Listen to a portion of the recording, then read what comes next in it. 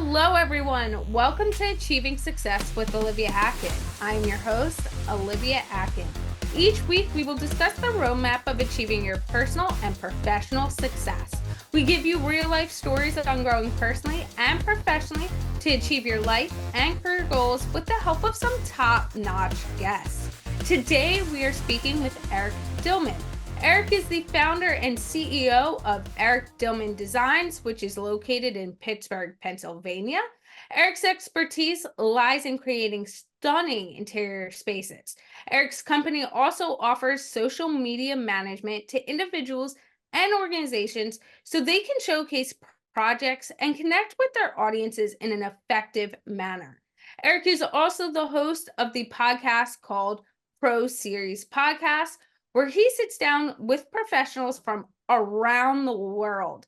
Guests include HGTV and Netflix stars, CEOs, founders of big companies, business coaches, social media experts, and the list goes on. Tune in to hear their stories, insights, and different points of view in each episode.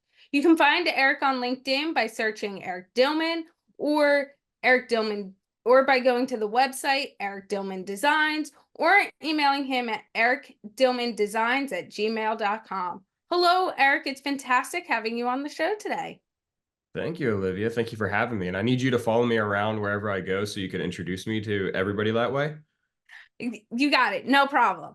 Listen, I'll be your biggest cheerleader. I'm for it. Awesome. I think we all need more hype men and women in our lives, right? To Oh, yeah. really boost up and show who we are.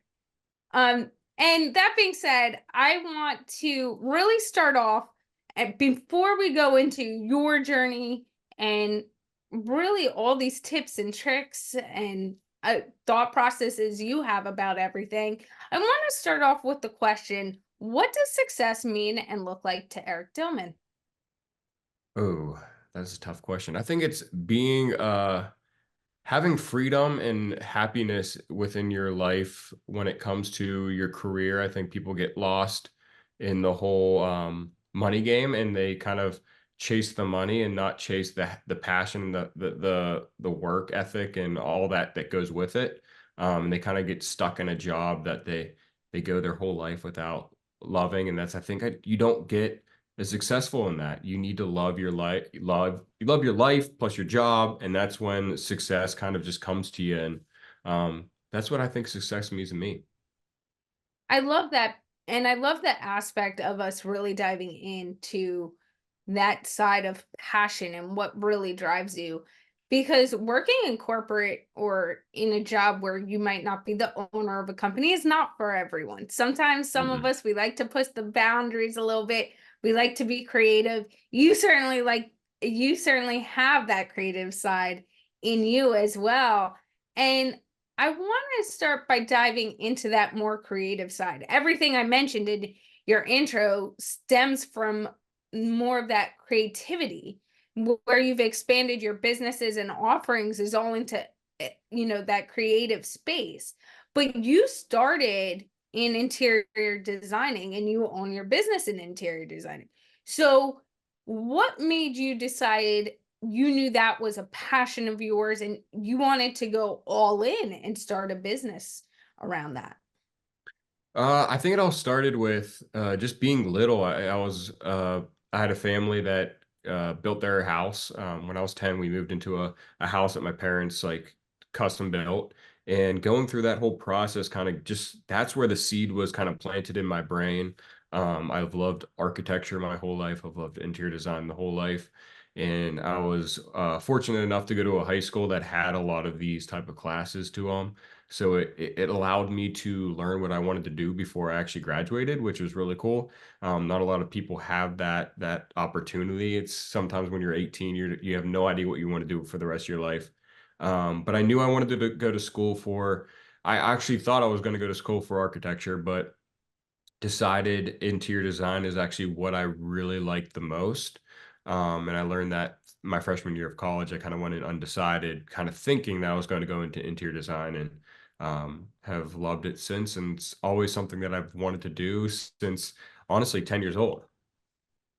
For you, one thing you mentioned in that as well is the fact that your high school provided classes for you to kind of dive in and see if it is a career you wanted to bring. My high school had that too. We had business classes.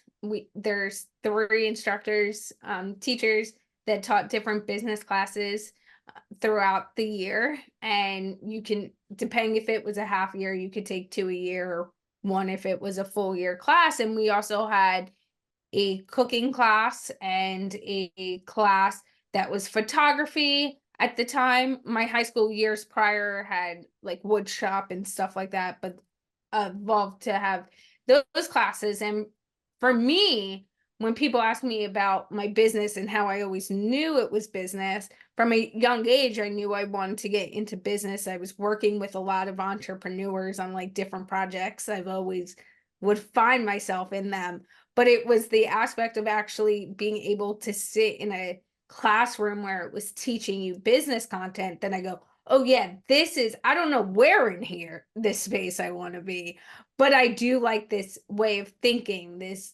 side of things. And it gave me that chance. And I think more high schools need to start offering, even if it's one or two of those classes, right? Where you could kind of dive into things and cover different aspects of jobs and what going to school with it for it might look like.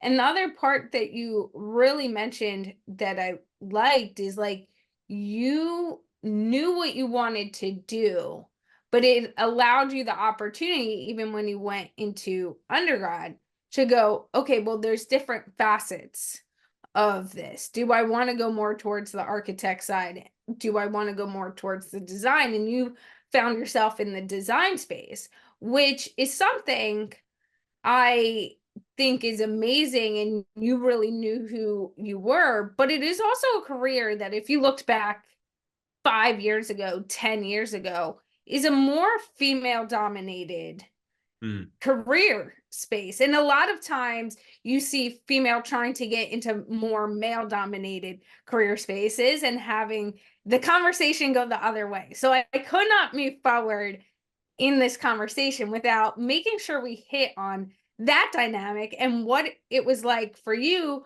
to decide to go into a career space and grow a business in a career space that tends to be, when individuals think about it, more female dominated. Mm-hmm. And how did you kind of navigate that? Yeah, I mean, I definitely thought about that. And especially when I got done with my undergrad, you definitely feel that. And you get the judgment. But honestly, when it comes to my work, I just didn't care. And it kind of goes into social media, which we'll get to later. But when it comes to my business, I really don't care what other people think. So, I mean, the hardest thing for me wasn't that I'm a man in the interior design industry. It was being young in the interior design industry. I think a lot of people treat you differently as being young and just not as experienced. And I think that's with any type of job. But when you're dealing with thousands and thousands of dollars of renovation for a homeowner, which is their safe space, that's where they live, that's where they have their families. They tend not to want to hire or trust someone that is strictly just right out of school and that don't have that experience. So I think age was probably the harder hurdle to overcome. I have talked to other guy interior designers that struggled more in that space where, it was more female dominated feeling. But in my area, I mean, in school, definitely, I was one of maybe two kids in my whole entire in my design course. But in Pittsburgh in general, I think it's pretty, I mean, it's still probably 60-40, still more women, but at least in the residential design aspect of it. But honestly, I think it was age that really I struggled with. And that being said, I think that's something we can all relate to. You get into an Oh yeah. industry and it can be either, you know, imposter syndrome in yourself. You feel confident, you have the knowledge, you have experience, but because of situations, you start to feel this feeling of imposter syndrome, or others, like you said, start to go, okay, should I hire you for this? Because it is, a different level, especially when you are dealing, like you mentioned, with people's homes, their safe space, the place that, like, and I don't want to say it this way, but like if you go into work, and we'll use design as the example, and you paint the office a color you don't love. Okay, you're going into work every day. It's an office space, it's an office building. There's a different mindset to it. If you design a space and pick colors you don't like in your house, well, now you're seeing it every day. You're living Mhm. it. That's where you're raising your all these family moments. So that color, that design is really going to be prevalent in your everyday life. And it's money that people have spent a long time, some a really long time, saving up so they can do those renovations with the idea that this renovation is going to come once in the whole lifespan. They're going to live there. So for you, as you were navigating those challenges of being young in the space, building up your credibility, how did you navigate that? My main thing was when I got out of school, the company I was working for wasn't. When you're the low end of the totem pole, you're going to get the low end leads. So usually those low end leads don't lead to a whole renovation, or they're very small. And I was kind of sick of that, and I needed to prove myself. So I kind of just strictly went right into social media. That's kind of where it all stemmed from, because I was kind of sick of getting those very cheap end leads that never went out to anything. It was like a vanity, and no one's going to buy a custom vanity. They're just going to go to a box store and buy one. Mhm. Um, so I just started my social media and kind of bit that age thing, and I got my first lead within 2 weeks of starting my design social media. And that's kind of where I kind of went and kind of wanted to prove myself that I can do more than what they think I can. And I love that for two aspects. And one, we're going to talk more in the social media right after I say this. But I think it also shows sometimes thinking outside of the box to generate business, and the importance of thinking outside the box, not just to generate business in one aspect, but it can uncover a whole nother business, which for you, it did. Now you work a Yeah. lot with social media content, with working with so many different individuals, podcasting, and it's really that creative space. So, how did you navigate, and you kind of touched upon this, transitioning from the design space to social media, and how does the thought processes and all of your ideas kind of play out on the social media side of things? Yeah, I mean, I think design in general is all kind of the same. It's just you're designing different spaces. So instead of designing a home or a physical space, I was designing content. So I kind of felt like it was in the same ballpark. I did some graphic design classes in school. We had to do a lot with graphic design, with branding and all that stuff within school. All of our projects were branded. Like my logo that's behind me, that's one I made in college, and it's kind of just went be was my logo since then. And so I think it was pretty natural going that route. And I ran some social media accounts in college. So I already knew I loved social media, and I knew there's so much more to social media, especially in a visually impacted industry like interior design. It was just a very natural move for me. And I felt like there was a lot of people that were doing it. I started in 2018, but now I think there's a lot more people that do it on social media, especially with students. I talk a lot to students about just starting as fast as you can or as soon as you can, just because of the outreach that you could get with networking and just getting new customers. For individuals who are thinking to use social media as they're building a business, as another source of income, how do you look at content creation and creating those designs when you're looking at an organization's brand or an individual's brand? Yeah, I mean, I think it depends on what that company is doing. I think interior design was just a very natural fit just because it's a very visual field. But if you're going into a field like banking, I don't know how much Instagram would help you. I mean, I think LinkedIn would help you, or Threads or something that's a little bit more uh, verbal and kind of written text. But when it came to Instagram, it's really just understanding people's vision and understanding what they are trying to tell their audience. I think a lot of people that have social media that struggle with social media don't know what their messaging it really is, and actually really know who their main audience is. And that's where they kind of struggle with the whole social media and marketing part of their business. And you mentioned something I really want to highlight in your explanation is the fact that not every organization stream of business line should go, okay, Instagram is the place we need to be. TikTok is the place we need to be. And like you mentioned, if you're going into banking or certain other areas, you should probably not be on Instagram and be on platforms like LinkedIn, where your client base is, where they are looking. I know a lot of individuals, and to touch upon what you're saying, is like when someone's looking to renovate their house, they're looking for images, looking for inspiration, seeing what's out there. So it is a great place because you want to see actual photos of things, of what things look like. If I'm going to try to figure out data on which banks to go with, I'm not looking at how pretty their Instagram account is. I'm Hmm. looking at, okay, what services are they providing? Are they sharing tips about investing on this versus that? And you're going to get more of that content off places like you mentioned of LinkedIn. So I think it is really important to first sit back before you create all of these different accounts Hmm. and go, what is my business's purpose? And where are those clients? I've had a big discussion on this when I started because, I have fallen in love with podcasting from the jump and really could use that voice. But there is a difference between podcasting and your following on podcasting and what your following could be like on Instagram and platforms like that. And for me, I was never into TikTok. And when I started, I don't fully get it. I will be the first person to say I don't fully get it. And my producer Dennis is probably sitting there going, "Yeah, we had this discussion."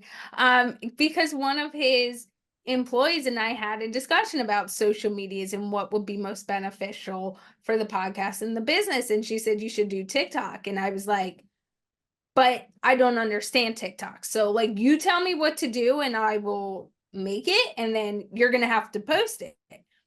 And Dennis and I then 2 months later, after not really seeing any traction and not understanding, he goes, we can see that you don't like doing that. You don't feel comfortable and it's coming off. Like in podcasting, we always feel the connectivity you have with the guest.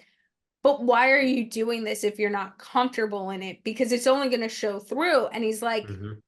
and you're getting a lot of traction on LinkedIn. You highlight, you actually have conversations with people on LinkedIn and this and that. Like, why don't you focus there? And I was like, you're right. Not every business needs to be in every business area, even if you're more of that creative side. Yeah, I agree. I think if you're a big company, you can handle all social media. I think no matter what, you should be on all social media. But when it comes to starting out and picking out what is your priority for social media, you need to figure out what social media is correct for you. If you're very run thin, you're not gonna want to try to just post on every single platform because that's like what you said. You're not gonna show like if you're doing a TikTok and you're talking it instead of verbally typing it out, it's gonna come off of you're very nonchalant about it and you don't really care about your business, and it's gonna permanently affect it because a lot of TikTok, it's very quick videos. It's the first opinion someone has on you and your company, and usually when it's a video, you could see the emotion, you could see all that, but when it's a written out message, they can't see that, and I think sometimes that's better for some people that um maybe like you that just would rather just have that side of the business. So I mean, I think no matter what, you should try to go for all social media accounts. But if you cannot give them all your effort, because they're all different, you can't Mhm. be posting the same on every single social media account. That's not the way it works. I think a lot of people think that way, but it's not how you want to grow. And it's something too that you really need to know, like you mentioned earlier, your audience base, where your potential clients, where your network is really focused. And that is probably somewhere you should start, because that's what's going to really grow your community. And like you said, if you don't have the bandwidth to do it all, as entrepreneurs, and I'd love to get your take on this, when we start a business, so many people in our community go, okay, you got to go 120. Like whatever your speed is, accelerate that. And you have to do everything. You Yeah. have to be on all social media channels. You have to, be answering every email that comes in, doing every networking event, the whole gamut of things that obviously you want to be doing to some capacity to grow your business. But there's this misconception that you have to do everything to be successful and grow your business, when in reality, if you're spreading yourself too thin, in my opinion, you're not going to be successful in any area because you're not actually putting the bandwidth towards it. Oh yeah. I think you have to think about it in realistic way, and you need, the most important thing is consistency and what you could handle consistently. So if you can't go on and post on all five platforms consistently, then don't do it. Pick just one, give yourself a deadline of, hey, I'm going to post on Instagram for 3 times a week for 2 months, and then maybe I'll add Facebook to that. Just give yourself little goals. So, because once you stay consistent for 30 days, it kind of becomes more of like a habit for you and you're more used to it. So anything you add on to the your schedule or onto your plate seems a little bit more easy than just putting on all social media platforms and posting as much as you can. Because that's just exactly what you said, biting off more than you could chew. For you, as I've mentioned and we've talked about at this point, you have your interior design business and division of your company. You have the content creation and social media management side of your business. And you also have podcasting that has now become a division of what you do and you make time for. So for you, as you just mentioned, handling different things and being able to really do it and do it well, how do you handle going throughout a day or a week and making sure each of your divisions get your care, are you show up fully to them? And how did you also dive into that podcasting side of Hmm. things? Well, first off, you just don't sleep. No, I'm just kidding. You don't. My thing is exactly what I explained before. I set the goal and stay consistent. I didn't, everything that I have in my, what I do now was not that way on day one. I mean, I Mhm. was just posting before and then I just add a little bit at a time. And now it seems like a lot, but it seems normal to me because I've been doing it for so long and I've only added one thing at a time. After a while, I actually just talked about this on my off topic podcast a couple weeks ago about consistency and goals and how I don't like to speak goals into existence. But once I do get to that goal, I like to verbally say it just so it's kind of like in a hurrah type of celebration of it. But that's kind of how I did with getting 2 podcasts a week. I just started with one and then get to two. And the same with posting. I post 4 times a week. Now I have a podcast for, or a podcast social media account that I just started. So I just add a little bit at a time if I know that I could consistently do it. And that is something I actually talk to a lot with people who, when I do podcast consulting, I speak to if they want to get on a podcast, or especially if they come to me and they go, I want to start a podcast. And I go, okay, well, how many episodes do you want to release? And they're like, well, one, maybe two a week, or, I'm thinking this and that. And I go, okay, what is your long term bandwidth? Like, is that your bandwidth today, or is that your bandwidth that you're going to be able to stay consistent with? And they go, oh, no, I think I could do two. And I go, okay, well, is this your busy season or your slow season? Like, is the next 2 months your busy time or your slow time? And the second I hear, well, right now I know I could do it.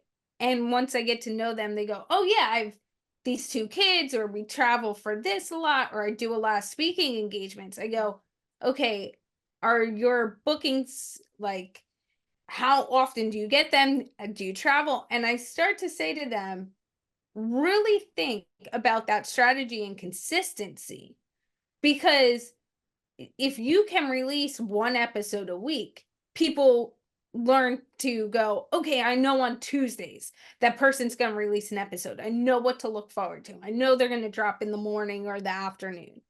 If you go one week and you drop 3 episodes, and the next week you don't drop any, and then you drop one, and whatever it might be, people don't know what to expect. And then, to the other end of what you touched upon, is if you go, okay, well, I'm going to have a guest every week, and then something happens in life and you haven't pre-recorded some of those episodes, and then you don't have a guest, or someone cancels and now you have nothing. Some hosts go, okay, well, I have nothing in the bank, I'm just not going to release an episode. But doing that sporadically can do the opposite effect of what you're trying to do. So I 100% agree. No matter what you're working on, whether it's social media, growing your business, or even a podcast, it is your brand. It's how you're going to be showing up, and that first expectation, and that first connectivity someone has for you. Through your podcasting journey, what have you found that has been different or similar to social media content creation? Ooh, just like to keep coming up with ideas and questions. I mean, for the most part, I have one episode a week, which is the Pro Series, which I interview a entrepreneur or HGTV star. So that's a little bit easier. I really don't have to prep for it. I just read about who they are, so I know going into it who they are and what questions I have. But I try to make it as casual conversation as possible. But for off topic is for right now, it's just me. So that is a lot of prep work. So it's kind of like just creating a post. You need to figure out some topics to talk about and bring them all up. And it's kind of like show prep if you listen to any type of other podcast or radio station that talks about they need to have show prepped in the night before by midnight. It's the same type of thing, just researching and making sure that you don't sound like it's a bunch of dead air on the podcast and it's consistent, like you're producing your own thing. Because I do everything myself for my podcast, so I have to make sure I'm prepared as much as possible so it could go smoothly as possible, so I could get it done one and done and then move on to the next thing. Because if I don't do that, if it takes up my whole day, that's I won't get anything done. And you have the unique perspective too of having a show that has no guests versus having a show that does have guests. So I'd love to hear, especially since you started with a show that does have guests, for potential podcast hosts now or down the line who are going, okay, I want to tell my story. I want my voice to really be focal point first. I might want some guests, or I don't know like how to really do this. What have you found to help you prep and help you have that show where, like you said, if you're not speaking, or even if you do have a guest on the show, if you have dead airspace because you're not prepped, the mic feels it. The audience feels that. So Yeah. for you, how do you navigate that mind transition from having a show or recording in one day potentially with a guest versus not? And how do you make sure you're always creating that new content? Because an additional aspect of being the sole person on a show is it's all you. Yeah. Yeah, it's definitely harder. Having a guest is a much easier process, but sometimes, I mean, it also depends on who you are as a person. There's some people that could talk to literally a wall about anything, and they're really good on their own. But when you get them into a guest room, they kind of it becomes their show, and they don't actually spend time talking to the guest and let the guest talk. So you just have to like weigh your options, and you kind of have to. Uh, what as much as I hate this, watch yourself back and figure out your strengths and weaknesses. I know in the beginning I wasn't as I mean, I'm very shy in person. I'm very introverted. So it's very different than when I'm on camera. It doesn't come off that way as much as you see me in real life. But going into a podcast where it's just me, I started out it just being audio. So I'd sit here at my desk and just record it, no video.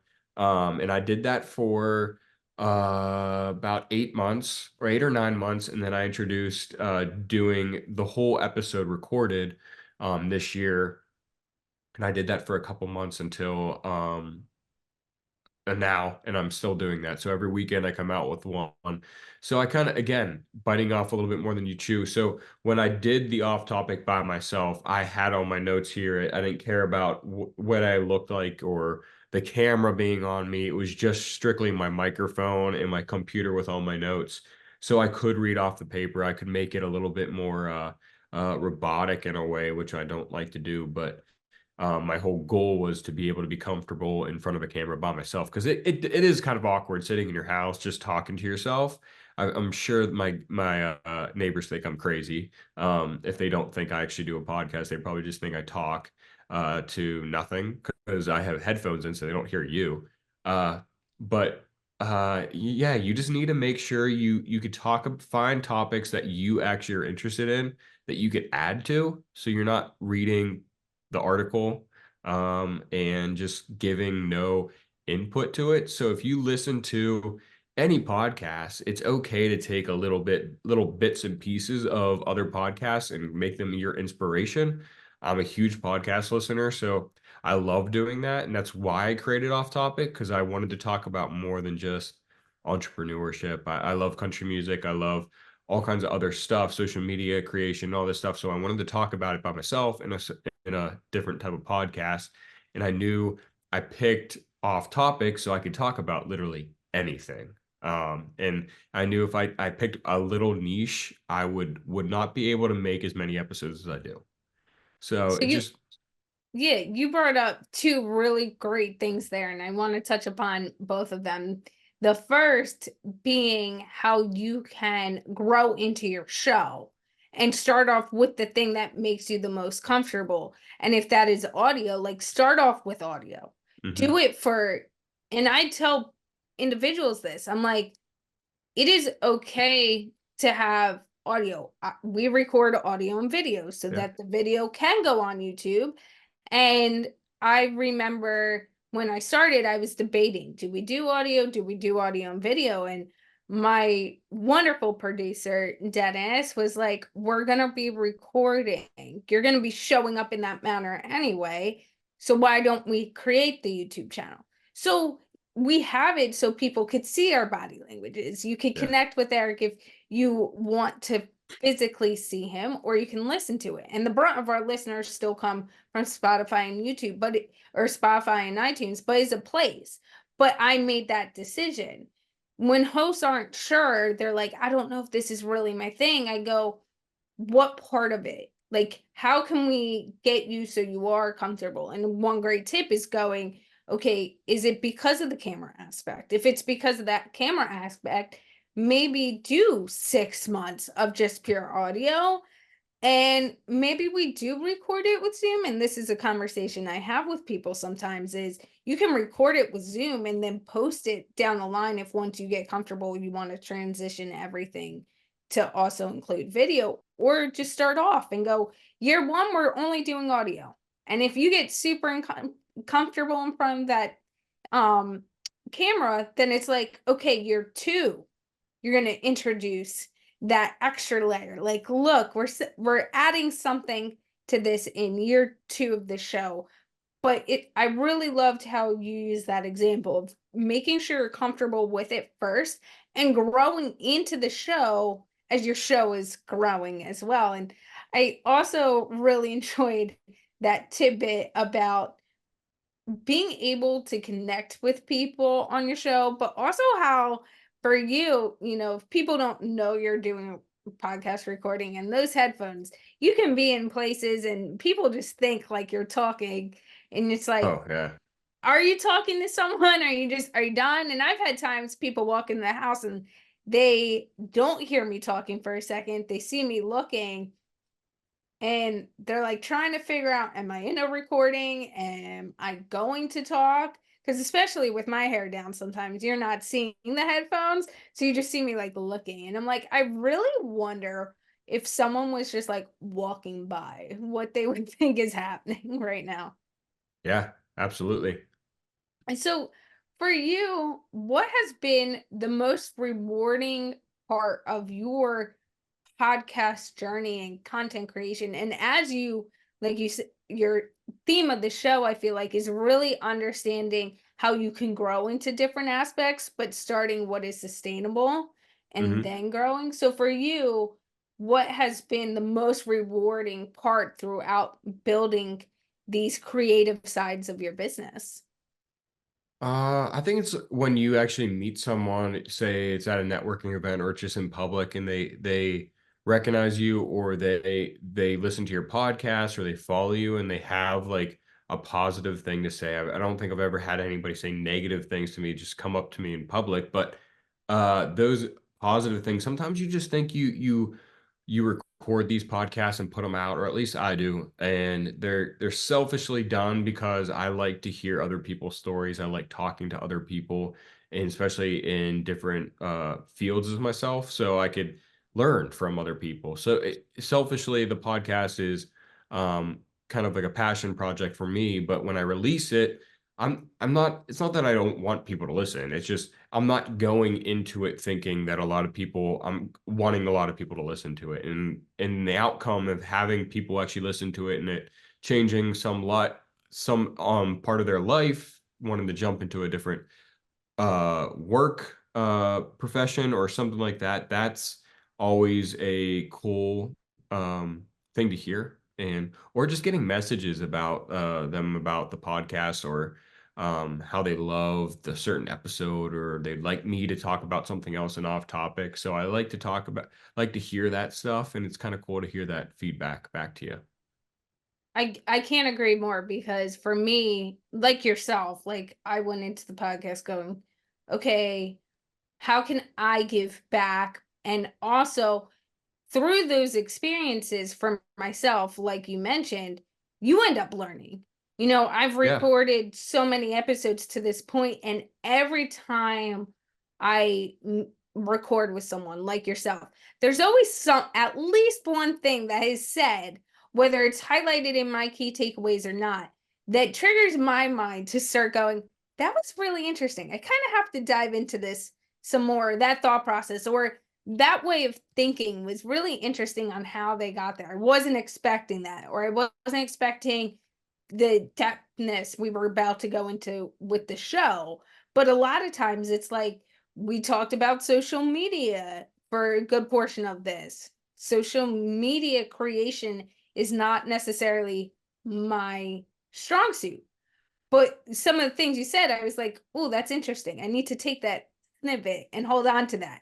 And so, like, that's one of the things I've loved about podcasting is really going, it is a journey to help share content to others and help change others' perspectives or help give tools and resources to others.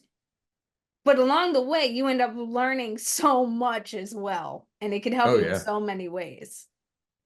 Yeah, network wise too, it helps out so much. I've met so many different people. My guests they're not just in my area. For the most part, they're actually not in my area. So I interview people from Australia to Canada to England to um, Norway. So they're all over the place. So it's I would never be able to meet them if it wasn't for technology and podcasting. So that's something that I'm very grateful for, and that's something I really love about podcasting, because I could do that and get networking in different countries other than just the area that I live in. It's so true, and people ask me what is, like, one of the most rewarding things, and I go, "It's working with people and hearing people's stories and their impact all over the world." Because like you said, there would be no way we would connect. Like, Eric lives in Pennsylvania, I live in New Jersey, where I'm about to relocate, but, like, most people go, "Okay, Pennsylvania and New Jersey, they're right next to each other." But Pittsburgh and where I live in South Jersey is easily a 6+ hour drive. Oh yeah, it So might be more. yeah, I think it's closer to 8, honestly. And so, depending, I guess, on how fast you drive, Mhm. but it's something where we would not get to connect. But with social media, we were able to connect and see how we each do things in the podcasting space, your journey. And I think it's one of the most rewarding things is really being able to connect with so many different individuals. Oh, agreed. Yeah, that's how you grow. I mean, it's awesome to be also on other people's podcasts and kind of share that same passion that they have, that you have as well with podcasting, and learning about how they got into it as well. Because I know everybody's story is differently, and it's something that our world, or our, I don't know if it's just our country, but our world that needs to know more of, is just listening to other people's side of the story and listening to how they grew up, how they got into what they got into and what they've been through.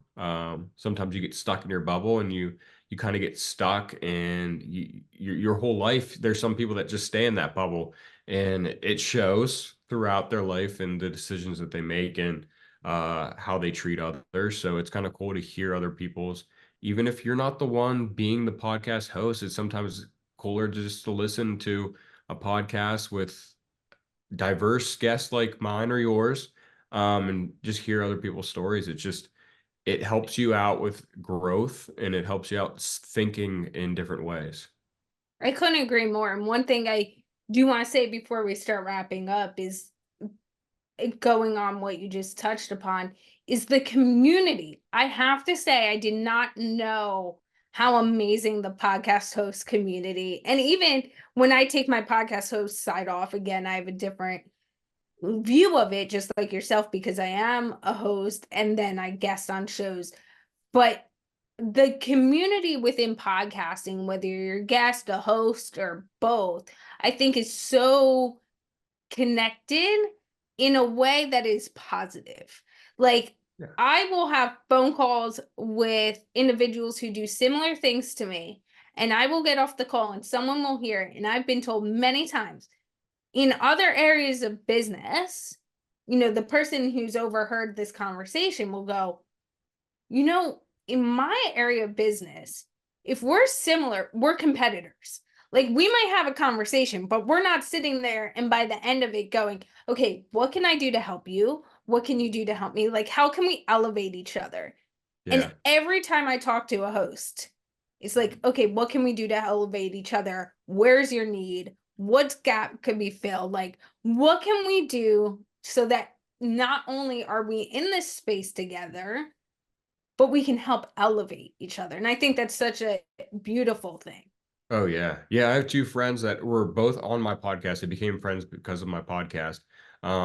One's in Brisbane, Australia. He has a podcast called Talk Design. His name's Adrian Ramsey. And there's another friend. It's in Canada. She's a designer. So we're all designers. We're all competitors, basically, just different countries. She's in Canada. Her podcast is called Resilient by Design, Rebecca Hayes.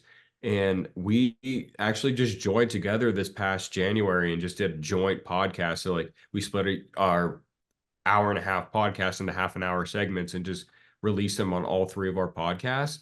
And I mean, I that was such a fun thing to do because we're all three designers, all three have podcasts, and it was cool to share the wealth in Mhm. the whole podcasting form. And like you said, even people in my area that have podcasts, it seems like there are a couple that are very competitive, and they kind of like try to steal your guests.